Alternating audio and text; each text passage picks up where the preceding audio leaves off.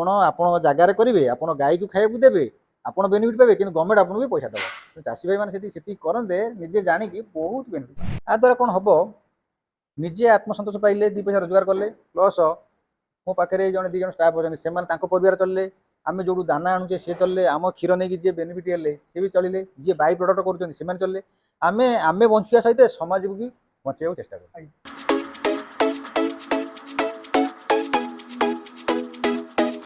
Sir ये आगे जिन जाना चाहबू जो चाषी मैंने फास्ट फास्ट करुँच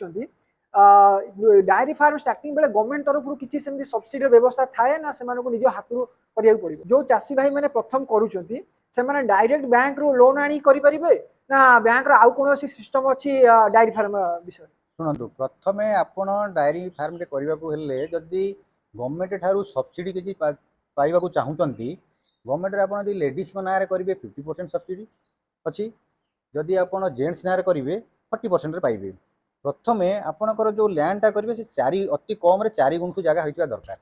4 गुंठु अधिक जिते भल कि 4 गुंठु होता दरकार और सी लैंड आपण निज ना दरकार तर बापा ना सी आप 16 वर्ष लीज एग्रीमेंट करेंगे आणिकी आप आप्लाय करेंगे आप्लाय कले आप्लाय कले सी आपको पठेबे आप बीडीओ ऑफिस बीडीओ पठेबे सीडीओ ऑफिस से पास होगी आसला आप करेंगे आपण जदि चाहिए बैंक थ्रो लोन आनी करेंगे जदि बैंक आपको सहयोग न करुँच आप निजे सेल्फ निजे पैसा खर्च करेंगे निजे सेल्फ पैसा खर्च कलापर आपण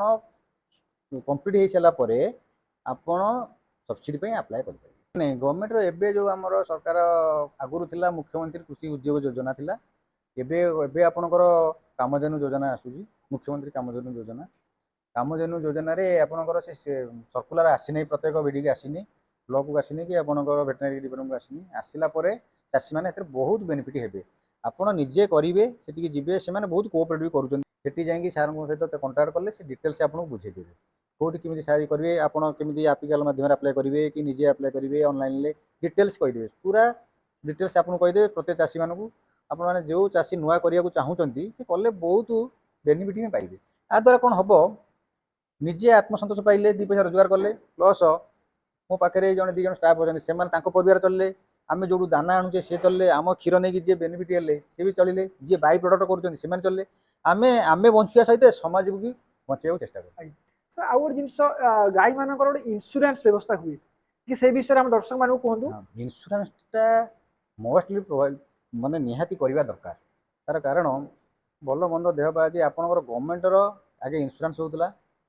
गवर्नमेंटर आपंकर 35,000 जाके अच्छी करेंगे आप इंश्योरेंस एबे भी गवर्नमेंट जो कर सी भी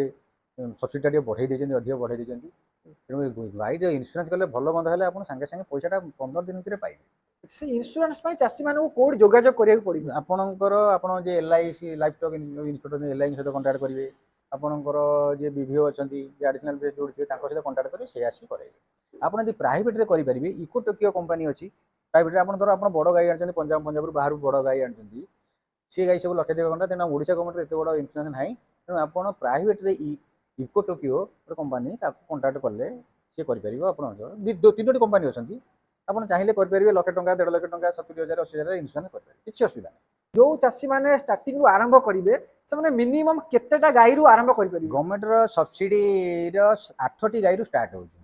आपणकर 8टी रु 14टा गाई भितर कले आपणकर पॉल्यूशन दरकार ना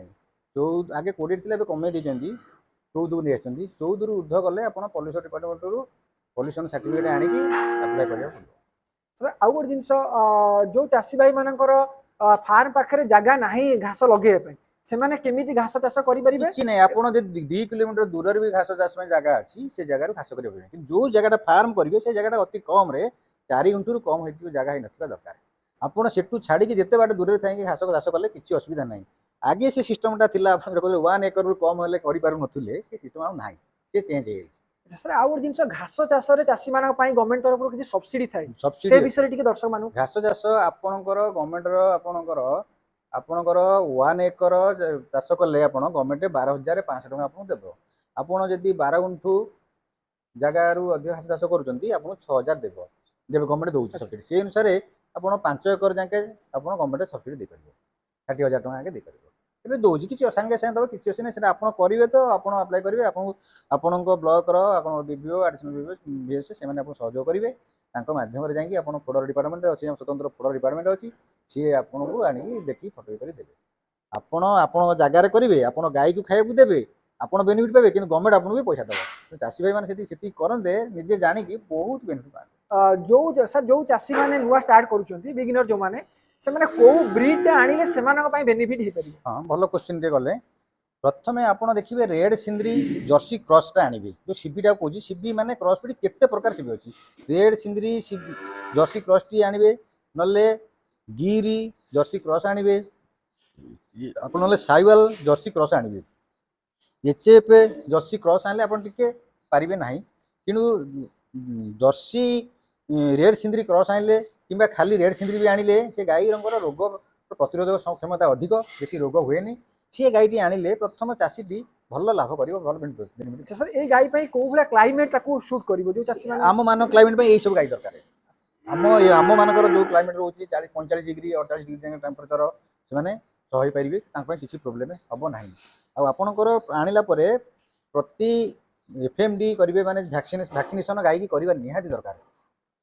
ଆପଣଙ୍କର ଯୋଉ ଭ୍ୟାକ୍ସିନେସନ ଫାଟୁଆ ବିଷୟରେ ଟିକେ ହଁ ଫାଟୁଆ ବଜବଜିଆ ପାଇଁ ଭ୍ୟାକ୍ସିନେସନ କରିବେ ଭ୍ୟାକ୍ସିନେସନ 6 ମାସରେ ଥରେ ଭ୍ୟାକ୍ସିନେସନ କରିବେ ବର୍ଷରେ 2 ଥର କରିବେ ବାସ୍ ସେତିକି କଲେ ଆଉ କିଛି ଆପଣଙ୍କର କୌଣସି ଡିଜିଜ୍ ହବ ନାହିଁ ଏବଂ ଯଦି ଡାଏରୀ ଫାର୍ମର ଆଉ କୌଣସି ସମସ୍ୟାର ସମ୍ମୁଖୀନ ହଉଥାନ୍ତି ଆପଣ କମେଣ୍ଟରେ ନିଶ୍ଚୟ ଜଣାଇ ପାରିବେ ଆମେ ତା ବିଷୟରେ ସମାଧାନ କରିବା ପାଇଁ ଚେଷ୍ଟା କରିବୁ ନମସ୍କାର।